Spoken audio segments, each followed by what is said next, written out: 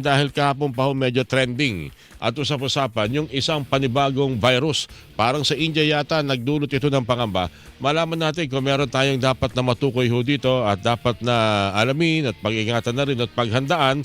Ngayon pa naman ho kasi iba't ibang virus po na pag-uusapan na ho natin. Infectious disease expert si Dr. Ron Ginsolante nasa ating linya. Doc Ginsolante, sir. Good morning po sa inyo. Si Orly Trinidad po ito sa Radyo na TV pa. Good morning po, Doc.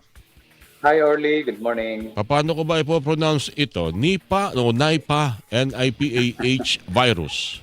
Yes, Nipah. Nipah. O parang ano, Nipahat. Ano? Meron na ho kasi, parang meron ng mga report na natuklasan ito sa ilang mga lugar, especially sa India and some parts of Asia. Ano hong usap-usapan among infectious disease expert po sa buong mundo o sa buong Asia sa development pong ito, Doc Jean? Well, unang-una, Orly, no, itong Nipah virus is usually nakikita lang to dito sa Asia or sa Southeast Asia or Asia Pacific, no? Oh, Malaysia pala, For the 1999 past na itong several years, nakita. no? Nauna itong nakita sa Malaysia in 1999, and then more or less, no, there is what we call periodic outbreak sa Bangladesh and India. And in 2014, there was also an outbreak here in the Philippines. No? So these are the countries that has documented already Nipah outbreak, Nipah virus outbreak.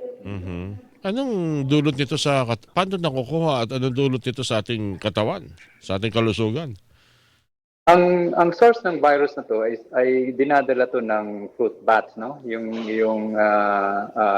Usually there's a specific species of the fruit bats that usually carries the virus, no? Paniki. Tapos paniki. Tapos ang mode of transmission dito is itong fruit bats na to, kung ano yung mga prutas na kinakain din niya, no, na contaminate sa kanya, then it will also be eaten by people in that particular area. Oo. Yun yung mode of transmission niya. So papasok dun sa tao coming from the contaminated fruit na kinakain ng fruit bat. No? So it's the bat to human transmission. But there are also cases now, especially doon sa mga area na medyo maraming apektado, human to human transmission.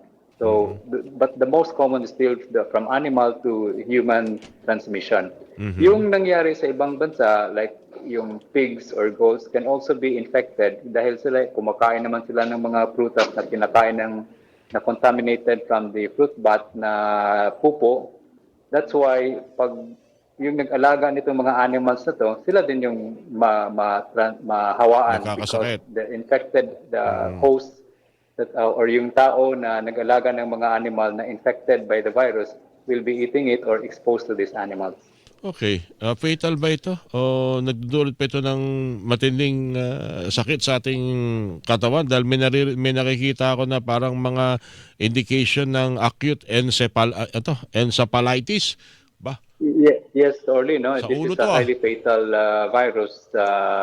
Unang-una, the fatality is determined by ano yung organ ng tao na affected, and it commonly affects the brain. No, it can cause brain infection, either encephalitis or meningitis. No, so pag ganyan kasi ang area na ma-involve natin, no, mataas talaga ang mortality niyan. In some patients, they can also have what we call pneumonia. As a complication. And ang isa sa mga priority pathogens to dahil walang gamot, wala ring bakuna na panglaban dito sa virus na to. Paano ginagawa ho sa mga may kaso ho ba nito na itala na umayos at gumanda naman o bumuti naman na kanilang kalagayan, Doc Jean? Yes, kung may mga ganitong kaso, especially may mga complications na related sa brain or sa lungs, ang pinaka intervention is supportive, no? So halimbawa, i-admit sa hospital, they will be given supportive care. Pag halimbawa pneumonia severe, so bibigyan ng oxygen, no? IV fluids, and then prevent other complications, i-monitor ang puso, i-monitor ang lungs. In case of meningitis naman or encephalitis, ganun din ang gagawin para lang at least mostly supportive care para lang to yung mga other organs will not fail. Anong pinaka matinding fatal case na naitala ho dito? I mean, siguro mga maraming kaso ng pagkasawi o fatality, Doc Jean? Yes, Wala pa ang naman. report ng fatality nito is around between 40 to 75%. No? So mataas talaga kasi nga Mataas. yung affinity ng virus na to is going to the organs that are highly also high rate of mortality kagaya ng brain at saka sa lungs, no? And especially for those who are exposed na medyo may edad na rin, no? May mga comorbidities, usual naman talaga yan na mas higher risk sila for the complications related with the virus na merong ganitong klaseng clinical presentation and affinity to the brain and the lungs. Okay. Doc, ano dapat natin bantayan para maiwasan po itong pagkaka-expose natin sa Nipah virus? Well, unang-una siguro, ang advice is if you are a tourist and you're traveling abroad, no? So siguro iwasan mo muna yung pagpunta sa mga area kung saan itong outbreak nito, no? That's the most important, no? Okay. But for those who are not traveling, nandito lang sa Philippines, maybe we are considered as low risk ang magiging ano natin na hindi naman ganun yan common na infection. But again, we should not be complacent. Mag-ingat pa rin, no, sa mga pagkain na especially mga raw meat, no, kasi these are the other way of transmission na pwedeng yung mga kinakain na meat pwedeng contaminated with the virus, pwede tayong magka-infection. Pangalawa, you have to wash your hands, cook the meat properly, and kung may mga sintomas, as usual, you have to consult the doctor para naman masuri kung ano ang klaseng infection ang meron tayo. Meron anong naitala sa mga kaso ng yung human to human transmission nito, Doc? Paano sila naghahawan? Yes, ang human to human transmission is usually not as common as the animal to human transmission, no? Kasi you need a high load of the virus to be transmitted to an individual, no? So ang kadalasan yan, halimbawa merong infected individuals kasama ka, it can be transmitted through droplet, no? So pag umubo, Airborne? harap mo, no?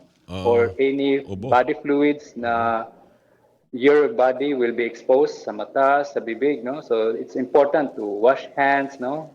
Wear protective gloves kung halimbawa ikaw yung healthcare workers, proper infection control. Those are necessary para hindi tumuloy ang human to human transmission. Alright. Sabi nyo nga wala pang gamot, bakuna ho rito. Pero ito ho ba pinag-aaralan na ho ngayon ng mga eksperto?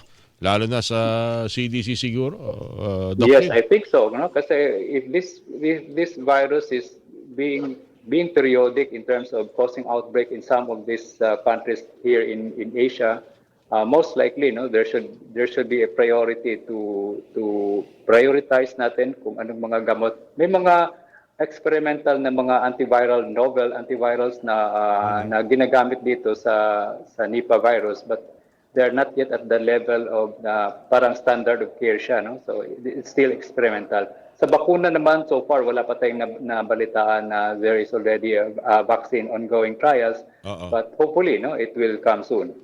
Ma-recommend niya raw ho ba, paigtingin po yung ating mga entry point ng ating bansa, pagsuri sa mga papasok sa ating pong bansa mula sa mga abroad, lalo na kung galing sa mga bansang may kaso po nito, Doc Jean?